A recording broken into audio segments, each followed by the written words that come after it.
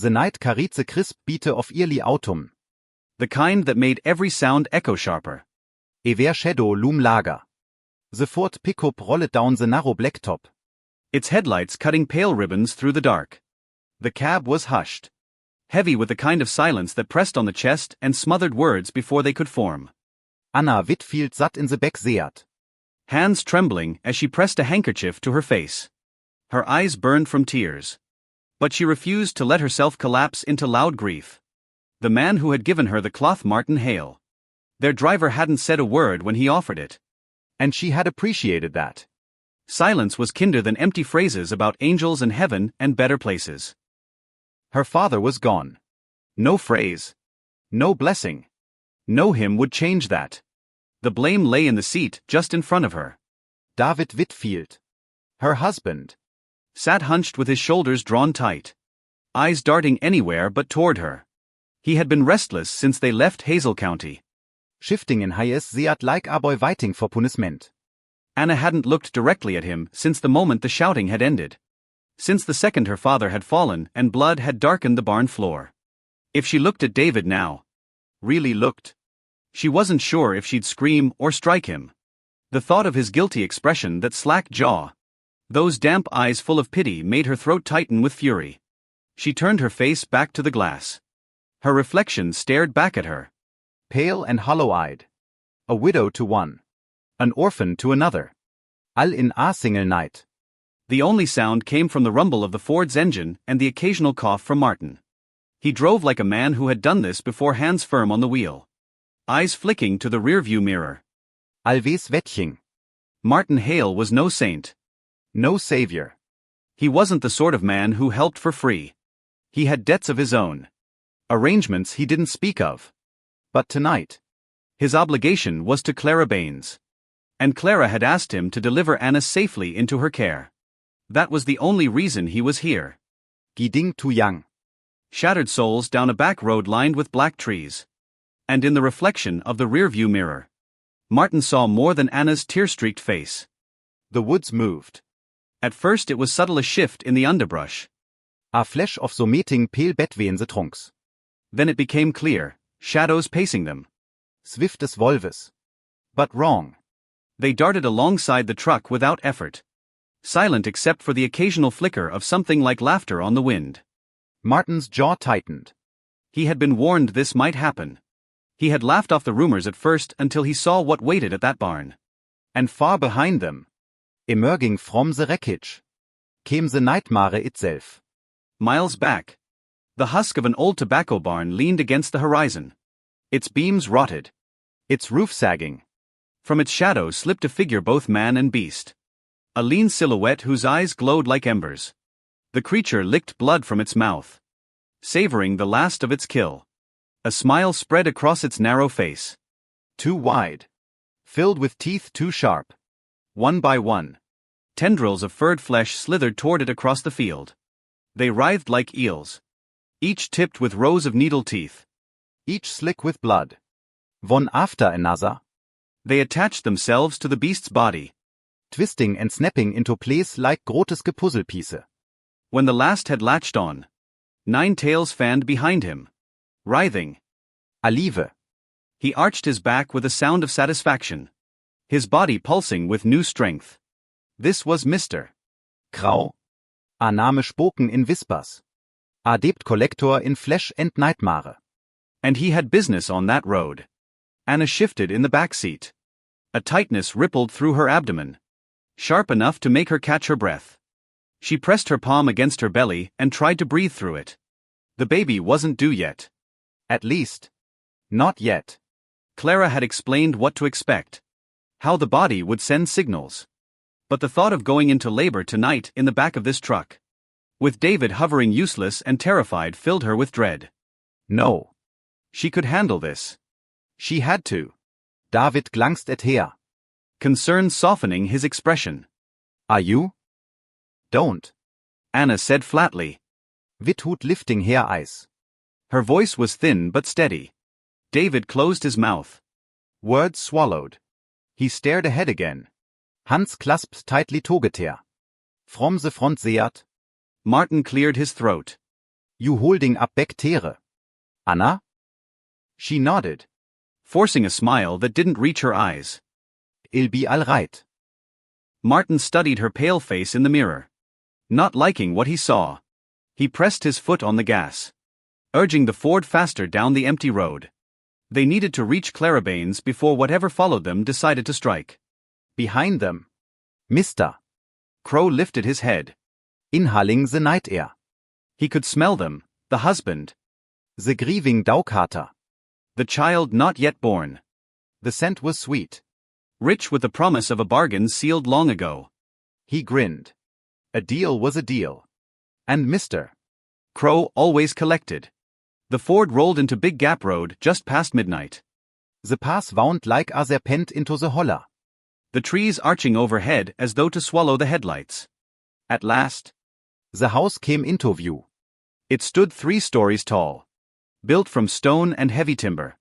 Its roof peaked like the shoulders of a mountain. Once upon a time. It had been a parlor house called the Evening Star.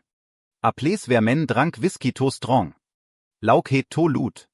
And forgot their sins in the arms of women. Those days were long gone. Now the house belonged to Clara Baines. Midwife and healer. Known across 3 counties. Anna had known her since childhood. Though she had never spoken of Clara's past profession. It wasn't shame so much as practicality. Some truths had no reason to be told. David, wide-eyed as he stared at the iron arbor above the path, seemed taken aback when Anna whispered what the house used to be. But before either of them could dwell on it, Anna du bled over. A rush of warmth spilled down her legs. And she clutched at Martin's arm with a cry. It's time. She gasped. Martin didn't hesitate. He slid one arm around her shoulders. Another beneath her knees. And lifted her from the truck. She was lighter than she looked. Frail with grief and heavy with new life. David fumbled with the suitcases. Panic lighting his face. He looked down the hill at the truck. Realisation dawning. The baby's things, he stammered. Leave it. Martin barked. But David shook his head. A stubborn smile trembling on his lips. I'll be right back. David. No. Anna's voice broke. But it was too late. He sprinted down the path toward the truck. The night split open. A scream erupted. High and ragged. Followed by a spray of blood across the Ford's windshield. The shadow poured itself from the open door sleek. Weasel-like. Fuhr blackest tar. Eyes glowing with fire. Its tails writhed in hypnotic waves as it dragged David into the dark. Anna screamed. Martin clutched her tighter and ran for the house. On the porch up-ofe. The front door opened. Clara Baines stepped into the lantern light. A staff in one hand. Her hair braided neat. Hair boats planted firm. She scanned the scene with sharp eyes. Taking in Anna's pallor. Martin's urgency. And the crimson rain painting the track below. What in God's name, she began. Then froze as the creature slithered free of the wreckage. Mister. Crow grinned up at her. Clara's face hardened. She slammed the base of her staff against the porch. The ground hummed. Blue light flaring from runes buried deep in the soil. A wall of power shimmered around the house. Encasing it like glass. The beast hissed. Its tails lashing the air. The bargain is ended. Clara called. Her voice steady. David Whitfield promised he is firstborn. He's gone. The debt is paid. You have no claim here. Mister. Crow sneered. His voice a chilling mockery. That child is mine by right. And Mister. Crow always gets what he's owed. No, to nicht. Clara said. Not here. The Warts bläst Brichter. Holding firm as the creature hurled itself against them. The air crackled with fury. Inside the barrier. Anna convulsed with another contraction. Herr Chris Tiering trug the night. Martin carried her across the threshold. Past Clara's outstretched hand. Into the house where the walls smelled of wood smoke and lavender. The door slammed shut. The Warts trumming like a heartbeat. Outside. Mister. Crow howled. His voice echoing into the hills. And the night closed in. Inside Clara Baines' house. The walls seemed to hum with energy. The ward she and her sister had woven years ago thrummed like a living thing, soaking every beam, Every nail. every stone with protective power. Blue light flickered faintly against the windows as Mr. Crow tested the boundary, striking again and again with his writhing tails. Each impact rattled the glass, but the barrier held. For now. Martin leidt Anna on a narobet in aschbare room of the hall. His arms aching from carrying her limp weight up the porch steps. Sweat dampened her hair, strands clinging to her flushed cheeks. Clara swept in with brisk efficiency. She set her staff aside, rolled up the sleeves of her blouse, and pulled a canvas satchel from beneath the bed. Inside were the tools of her trade, clean linens, herbs wrapped in muslin, a small pair of scissors, glass bottles filled with tinctures that smelled sharp and medicinal. Schieß Irli. Clara murmuret. Her sharp eyes flicking to Anna's belly. But the child's ready. Vi have no kvase now. Annas eyes fluttert open. Weit vis Panik. David, che visperet. Clara hesitated, her expression tightening. She didn't answer. She didn't have to. The silence told Anna everything. Tears welled. Hot and fierce. But another contraction ripped through her body before grief could take its full shape. She cried out.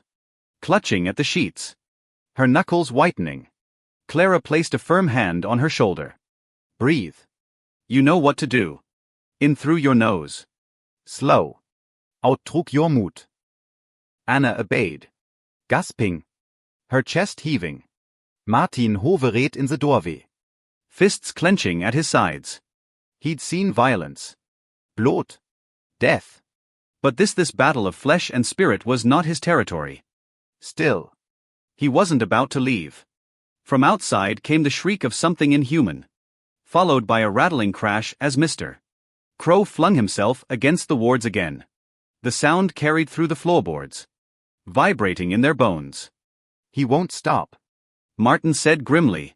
Clara didn't look up from her work. Let him scream. That thing can howl till the mountains fall. He won't breach these walls tonight. She snapped her fingers toward him. Fetch more water. Stoves in the kitchen. Martin hesitated. He didn't like leaving them, even for a moment. But Clara's glare cut through him, sharp as any blade. He nodded once and strode down the hall. Anna moanet again. Sweat shining on her brow. Clara bent close, brushing damp hair back from her niece's face. Jure stronger than you think. She whispered. Your Vater kne ite. I know it. Now show that creature outside he can't take what's yours.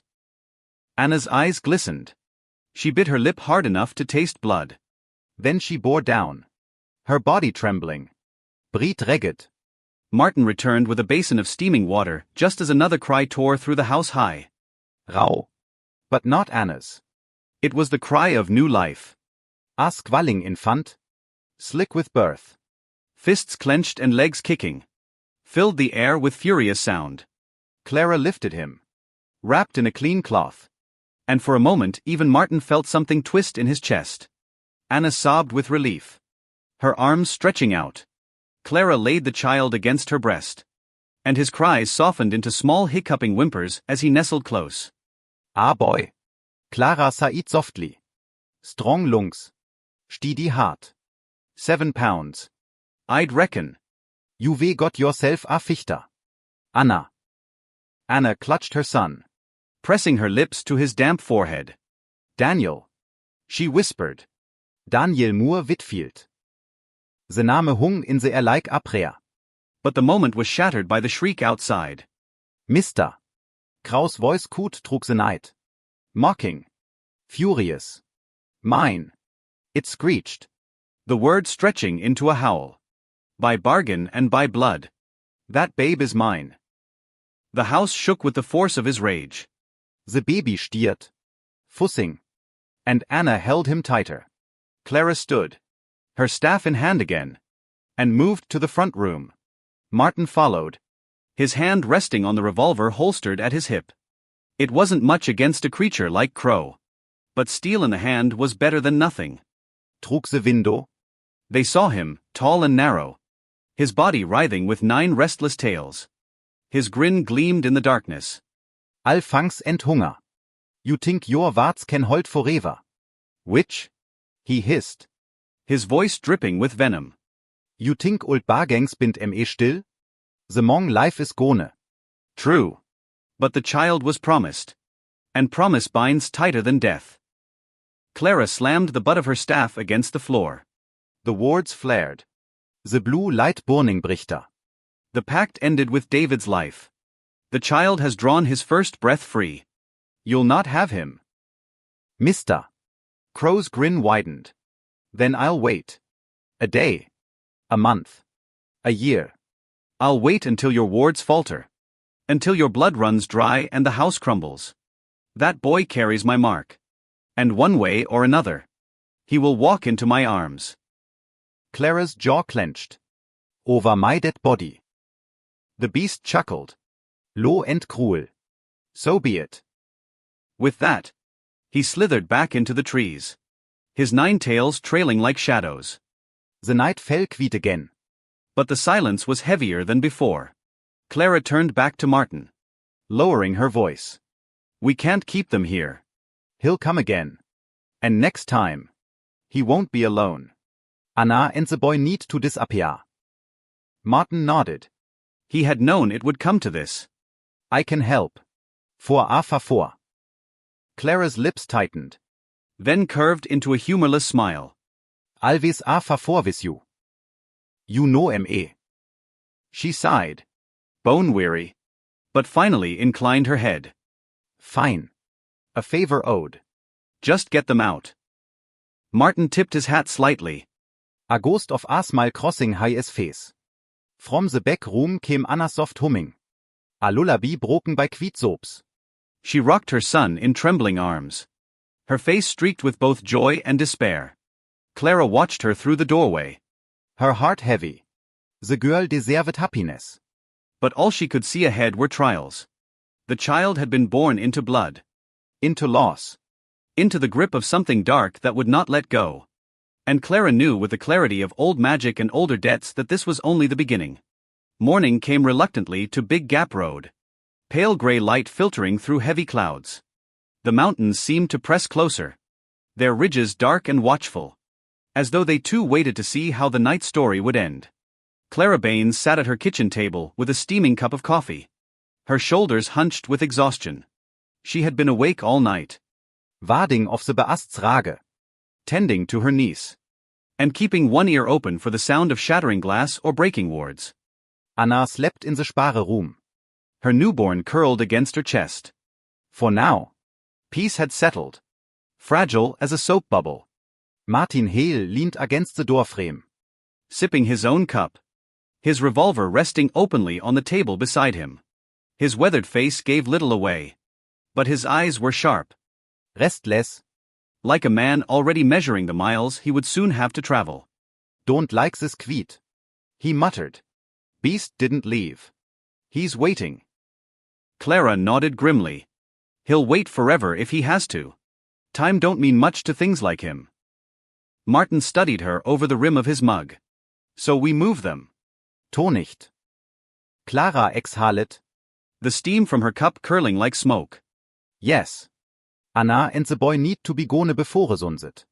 If he comes back and finds them here, there's no telling how long the wards will hold. Martin's mouth twitched into something that wasn't quite a smile. I can see to that. Get him across the state line. Maybe further, if need be. I know places he won't tread. Claras eyes narrowed. And the price? Martin shrugged with mock innocence. Only what he always ask. A favor owed. Clara rolled her eyes. Though her lips betrayed the faintest hint of amusement. You'll bargain with the devil himself one of these days. Martin tipped his hat back. His grin humorless. De vil pais better tan most men ivy met. Before Clara could reply. The baby cried from the back room a sin. Ridi weil. Anna stiert. Murmuring soft reassurangses. The sound was both fragile and defiant. Proof of new life born into a world eager to snuff it out. Clara stood. Drained the last of her coffee. And set the cup aside. We don't have much time. Start thinking where you'll take them. Il gata Vatican. Martin's gaze lingered on her, weighing something. Then he nodded once. All right. But you best be ready to pay that favor when I come calling. Outside. In the dense line of penis by on the yard. Mister. Krau krauscht lo. Wettching the house with unblinking eyes. His 9 tails twisted and writhed behind him. Restless as snarkes.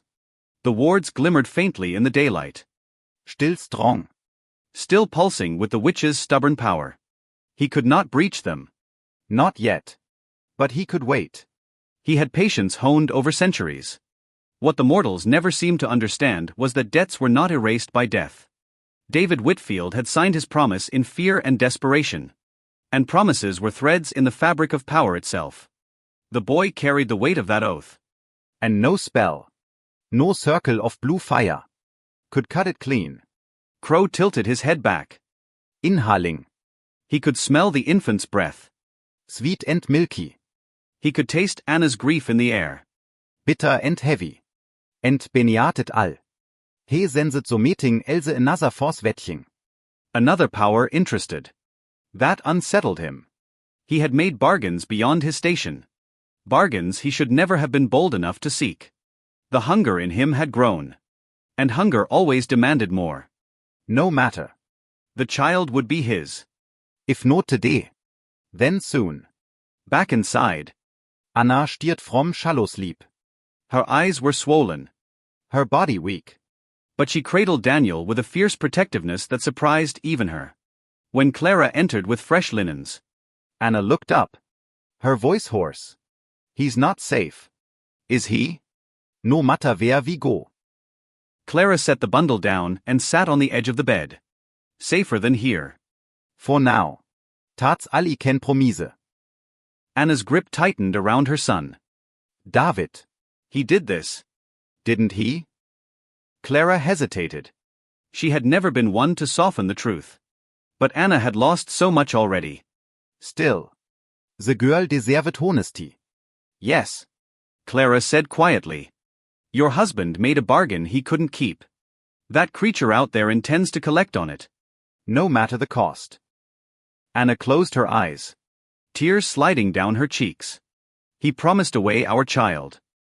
Clara touched her hand gently. Fools make foolish bargains. It's the rest of us who pay the price. But you're not alone. Anna. Not while I draw breath. Anna opened her eyes again. Fire flickering trug the grief. Then I'll fight. Warte für Itakes. I'll fight for him. She kissed the baby's brow. No von Takes my son. Clara felt a surge of pride and fear. The girl had her father's stubbornness. But stubbornness alone couldn't defeat what clawed at their door. That evening, the 3 adults gathered around the table. The baby asleep in a wicker cradle beside Anna's chair. Clara spread out a map. Her finger tracing the roads that branched from Big Gap. Here. She said. Tapping a line that led toward Kentucky. Old mining towns up in these hills. Empty now. But some of them are thick with iron. Things like Grau don't walk easy on ironrich ground. Martin nodded slowly. I know the place. Could lose him there. At least for a while. Anna looked between them. Her voice quiet but steady. And what about you? You'll be left behind. Clara smiled faintly. I've stood against worse than him. Don't worry for me. Anna didn't believe her. Not fully. But she nodded. She had no choice but to trust. As the sun dipped low, painting the ridges in fire, Clara stood and went to the window. The line of trees had grown darker. Thicker. As if shadows had bled together. Some wäre out Tere. She knew. Mister.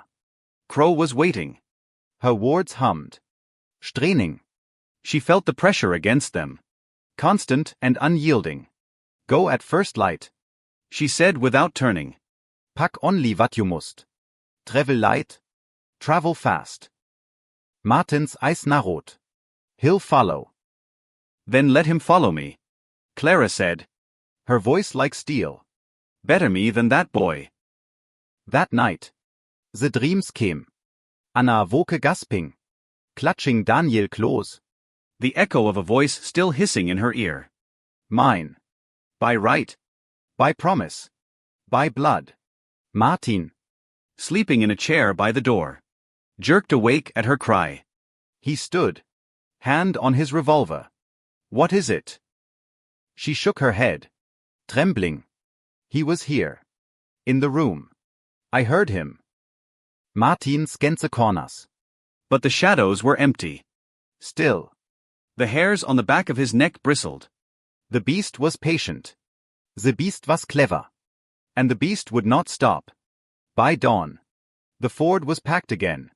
Martin checked his revolver. His knife. And the small leather satchel he never went anywhere without. Clara kissed Anna on the forehead. Then bent over the cradle. Her hand lingered on the baby's tiny fist. May the old laws hold you safe. Little one. She whispered. And Major Moters strengt carry you trug what's coming. Anna's eyes filled. But she said nothing. She climbed into the truck with Daniel in her arms. Martin started the engine. As the Ford rumbled down Big Gap Road, Clara stood on the porch. Her staff in hand. Her braid gleaming silver in the morning sun. In the trees? Mister. Crow watched them go. His grin stretching wider. He did not move to stop them. Not yet. Because a debt was a debt. And in his world, debts were never truly paid.